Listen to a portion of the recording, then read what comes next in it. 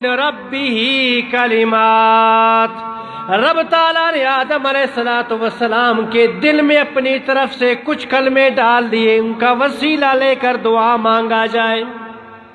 فتلقى آدم من ربہ کلمات، آدم علیہ السلام کے دل میں رب تعالیٰ نے کچھ کلمے ڈال دیے، کچھ باتیں ڈال دی جو 300 سال تک اس کے ذہن میں نہیں آتے رہے۔ وہ کون سی باتیں تھیں؟ تفاسیر میں آتا ہے کہ وہ بات یہ تھی، آدم علیہ السلام کے ذہن میں اچانک خیال آ گیا کہ جب اللہ تعالیٰ نے مجھے جنت میں پیدا کیا اور میں جنت میں گھومتا رہا تو میں یہ دیکھ کر حیران ہوا تھا، اس وقت پوچھنا بھی بھول گیا کہ جس جگہ جاتا ہوں، جن درخت کے محلات کی طرف، جنت کے محلات کی طرف، باغوں کی طرف درخت جنتی ہے، اس کے ہر پتے پر لا الہ الا اللہ محمد رسول اللہ تعریف تھا، ہر درخت کے پتے پر۔ تو اس وقت حضرت آدم علیہ السلام کو قدرت کی حکمت تھی، یہ فرصت نہیں ملا کہ پوچھیں یا اللہ یہ کون ہے کہ جنت کی ہر درخت کے پتے پر جہاں آپ کا نام ہے اس کا نام بھی شامل ہے۔ لیکن اسی دوران حکمت خداوندی تھی کہ دونوں نیچے آ گئے، اللہ تعالیٰ نے وہ بات، وہ پوچھنے والی بات ان کے ذہن میں ڈال دی۔ اب آدم علیہ السلام کے ذہن میں آ گیا کہ جہاں جہاں میرے رب کے نام کے ساتھ ایک اور نام تھا، یقیناً جو بھی ہوگا وہ بڑا شان والا ہوگا،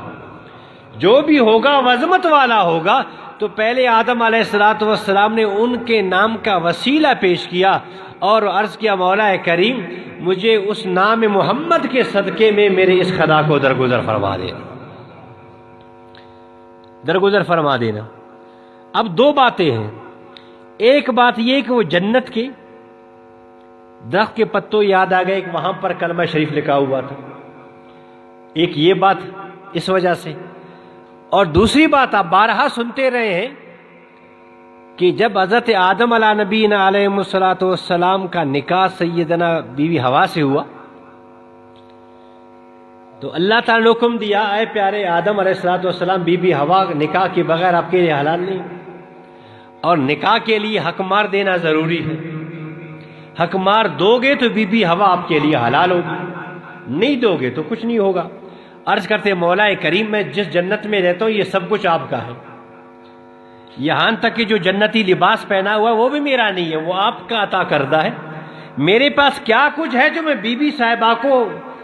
حق مار میں ادا کروں، نکاح ہو جائے۔ اللہ نے فرمایا جنت سے کچھ نہیں چاہیے، یہ